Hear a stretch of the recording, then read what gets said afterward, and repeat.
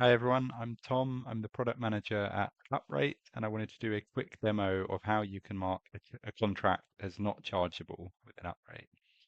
So we recently released our invoicing features, which the invoice board is shown on my screen here.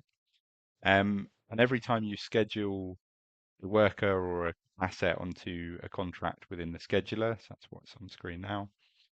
Anytime you schedule work or an asset onto something like shown here, will automatically create an invoice for that week for that assignment.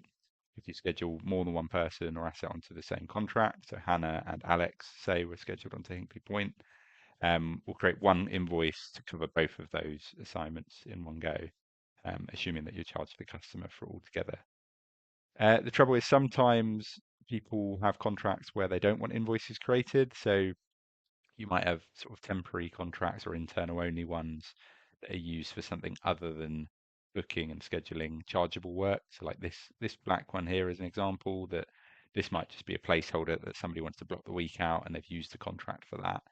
Um, and we've had sort of feedback from people that it would be good to mark those chargeable those contracts as not chargeable just so the invoices aren't created.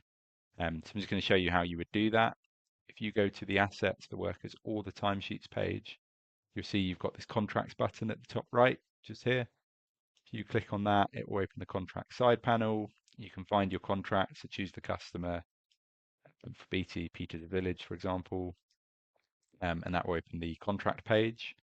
If you click edit at the top right, that will bring the edit contract form into view, and you'll see we've got this new toggle switch for is chargeable, yes or no.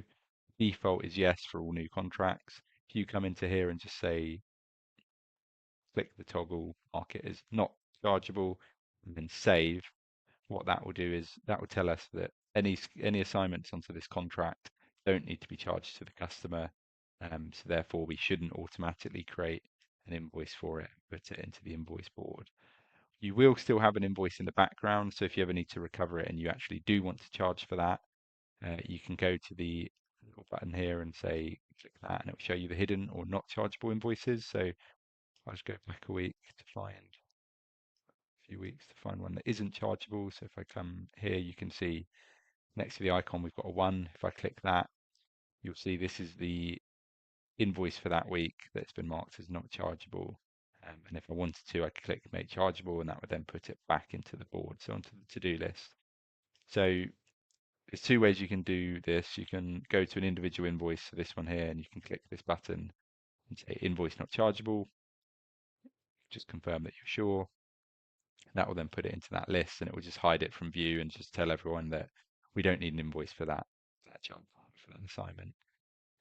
Or you can do what I've just done previously, which is for the whole contract, you can say that it's not chargeable, and then that just means from then on, basically we'll automatically move any invoices into this column just to hide them away.